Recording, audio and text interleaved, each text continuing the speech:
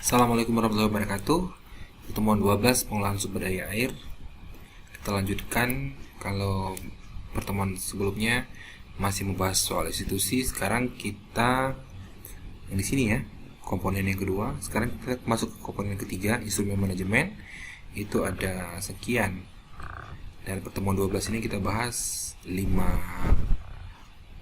hal ini. Nanti pertemuan ke-13 akan kita bahas sisanya. Oke. Ini adalah segitiga keseimbangan sosial, ekonomi, dan ekosistem untuk PSDA terpadu dan berkelanjutan. Ada enabling environment, peran institusi, dan instrumen manajemen. Kita sudah masuk di sini. Dan dari 3 komponen tersebut, kita sudah masuk di sini. 5 hal awal akan kita bahas di sini. Nah, ini analisis sumber daya air, perancangan dan perencanaan pengolahan sumber daya air terpadu, pengolahan kebutuhan, instrumen perubahan sosial, dan resolusi konflik. Jadi ada 8 hal sebenarnya yang disebutkan oleh GWP sebagai instrumen manajemen. Yang pertama adalah analisis penilaian sumber daya air. Jadi kita perlu menganalisis secara terpadu dan komprehensif di suatu kawasan dalam kaitannya dengan pemahaman, kebutuhan, dan pemanfaatan sumber daya air oleh para pihak yang ada di sana. Misalnya, analisisnya meliputi kuantitas dan kualitas untuk air permukaan, air tanah. Dan analisis sumber daya air ini itu dipakai sebagai dasar pembangunan infrastruktur. Analisis apa saja yang dilakukan terhadap sumber daya air, menilai supply dan demand. Kemudian ini seperti AMDAL ya, Environmental Impact Assessment atau Social Impact Assessment atau Risk or Vulnerability Assessment. Ini penilaian risiko, analisis risiko dan kerentanan. Ya, jadi 4 hal ini adalah analisis-analisis yang diperlukan yang nantinya dipakai sebagai dasar pembangunan. Dalam penilaian sumber daya air kalian dibutuhkan pemodelan. Salah satu pemodelannya adalah sistem pendukung keputusan, bahasa Inggrisnya Decision Support System. Jadi kita bisa pakai metode atau software untuk mengembangkan atau menunjukkan informasi dalam peningkatan proses keputusan. Ini adalah alur sistem pendukung keputusan dari problem yang ada. Untuk pembuatan keputusan ada strategi ini bisa dijawab di sini, nah, nanti bisa dihasilkan keputusan. Ini adalah decision support system ya. Contoh decision support system adalah Acres Reservoir Simulation Program. Ini untuk program simulasi waduk. Ada Simbat, ada Ribasim, ini software. Ada juga Modflow 2000, ada WEEP, dan lain-lain sebagainya. Perancangan pengolahan sumber daya air, ini hal yang kedua. Proses perancangan sumber daya air, tahapannya apa? Kita buat dulu pola pengolahan sumber daya air. Jadi perlu studi, perencanaan, pelaksanaan, operasi, pemeliharaan, monitoring, dan evaluasi. Ini dasarnya. Ya. Kemudian setelah buat pola, direncanakan pengolahan sumber daya airnya dari pembuatan rencana induknya, studi kelayakannya, pembuatan sampai dengan pembuatan detail desain yang sudah siap dibangun. Kemudian pemrograman pengolahan sumber daya air oleh instansi pemerintah, swasta, dan masyarakat. Jadi diancang-ancang nih yang mengelolanya siapa? Pemerintahkah, swasta, atau masyarakat? Kemudian setelah programkan pengolahannya dilaksanakan, kemudian dilakukan pengoperasian atau operasional dan pemeliharaan, dan juga perlu monitoring dan evaluasi. Oke, ini adalah proses pembangunan yang dimulai dari perencanaan. Jadi untuk pola pengolahan sumber daya air ini strategic planning, jadi misi strategi sebelah sini sudah diterapkan. Jadi ini tahap studi, ini penentuan alternatif apa yang bisa dilakukan, dan ini implementasi pilihan-pilihan yang sudah diambil. Oke, kalau perencanaan kebijakan ini dari awal sampai akhir, perencanaan program dari awal sampai akhir, master planning di sini, action planning di sini, preliminary design itu adalah desain awal di sini, final design di sini sampai di sini. Oke, baru masuk ke perencanaan, lalu setelah direncanakan, diimplementasikan, kemudian operasi dan pemeliharaan, dan jangan lupa dengan monitoring dan evaluasi. Nah, ini juga salah satu alur untuk perencanaan dan pengelolaan. Ada dari ide, kemudian prastudi dan studi kelayakan, segala aspek itu dinilai di situ ya. Studi itu teknik, sosial budaya, ekonomi, kelembagaan. Kalau layak dilanjutkan, tidak layak dikaji ulang. Setelah dikaji ulang tidak juga berhenti, tapi setelah dikaji ulang bisa dilakukan prastudi lagi. Kalau layak baru ke tahap perancangan, tahap implementasi, dan tahap ONM. Oke.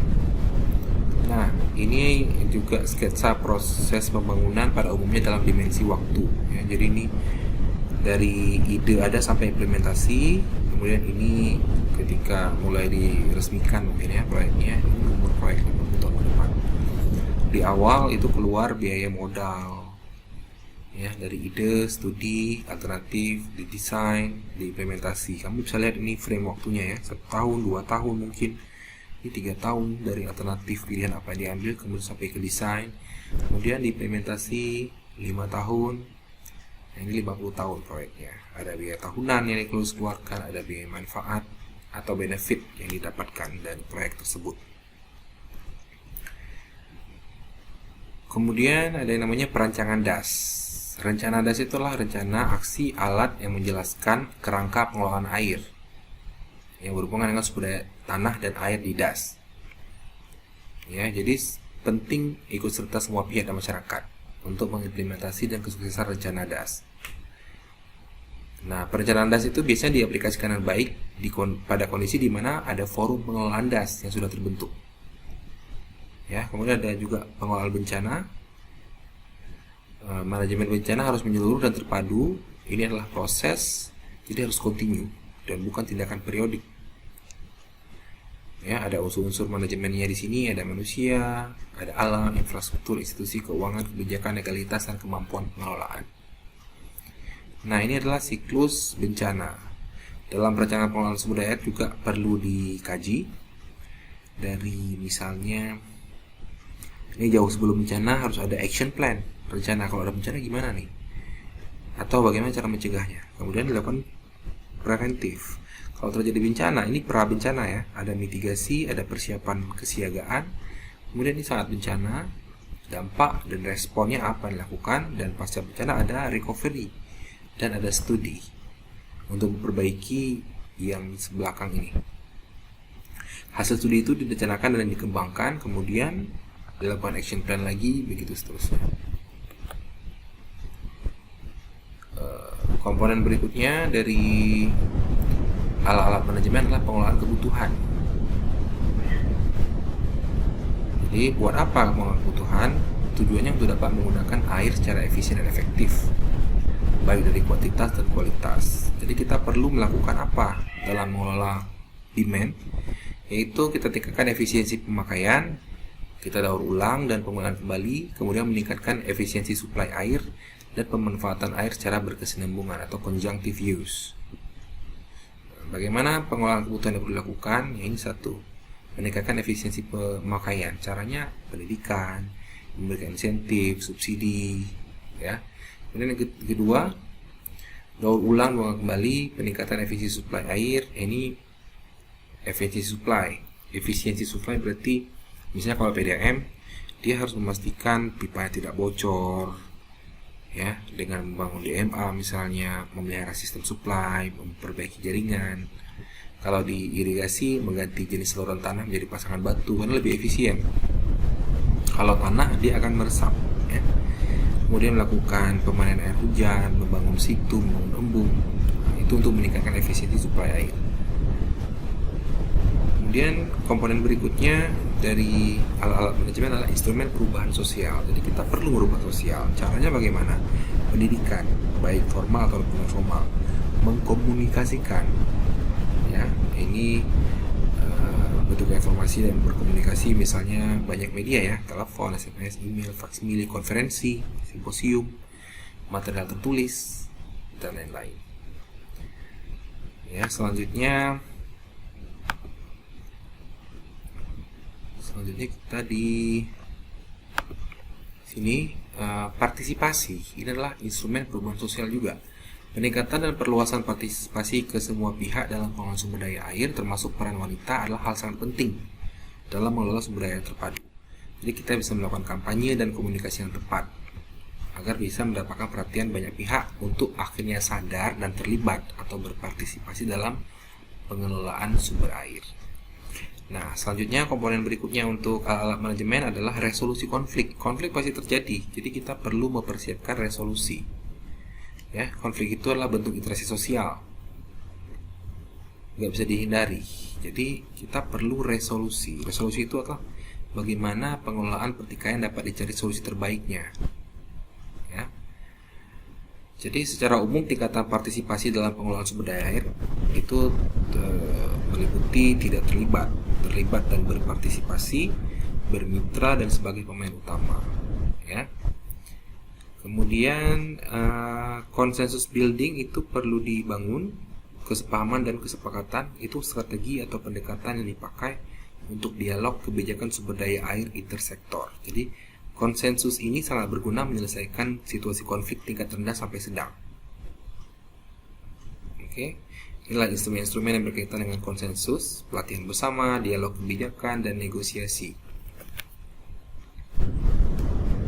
Nah, ini adalah hal yang bagian ini tadi, tingkatan partisipasi masyarakat. Tingkatan 1 tidak terlibat, jadi ini tidak termasuk dalam IWRM ya, karena IWRM atau pengelolaan sumber daya terpadu kalau berdasarkan definisi internasional itu melibatkan partisipasi masyarakat. Yang kedua, berpartisipasi baik pasif ataupun aktif ataupun gabungan. Dan tingkatan yang ketiga adalah bermitra, jadi pemerintah bermitra dengan masyarakat. Dan yang keempat, main actor, jadi masyarakat pelaku utama, pemerintah hanya membantu sebagai fasilitator.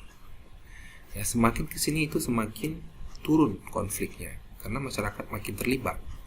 Tapi harap diingat soal efisiensi. Ya, efisiensi itu berarti semakin terlibat masyarakat mungkin kurang efisien. Misalnya kalau masyarakatnya belum mengetahui atau belum ahli terhadap apa yang mereka lakukan. Tapi kalau sudah ahli mungkin tidak masalah ya. Alat-alat pencarian solusi konflik, yang pertama fasilitasi. Ya, ini adalah salah satu cara pertama. Kalau ada konflik itu harus ada fasilitator. Ya, dia harus netral. Jadi membantu para pemangku kepentingan yang sedang berkonflik ini menyelesaikan konflik mereka sendiri. Yang kedua, cara mediasi. Inilah proses negosiasi. Jadi pelaku konflik memilih penengah untuk membantu mereka supaya dapat win-win solution. Mediasi lebih formal dibandingkan fasilitasi. Kalau mediasi mungkin lewat karena lebih formal mungkin pakai surat penyurat segala macam gitu ya. Kemudian ada fact finding. Ini adalah penelusuran. Ini gimana sih persoalan sebenarnya terjadi. Jadi perlu pencarian fakta bagaimana yang terjadi sebenarnya. Kemudian ada arbitrasi. Arbitrasi itu seperti apa ya? Seperti sidang ya, pengadilan ya. Kelompok-kelompok bertikai itu berpendapat kepada arbiter yang bertindak sebagai hakim. Jadi ada kayak hakimnya gitu, memutuskan ini harus ini kamu salah, ini nggak boleh gitu ya. Arbitrasi sangat penting dalam keadaan di mana keadilan sangat lemah, misalnya konflik masyarakat dengan penguasa. Terima kasih. Assalamualaikum warahmatullahi wabarakatuh.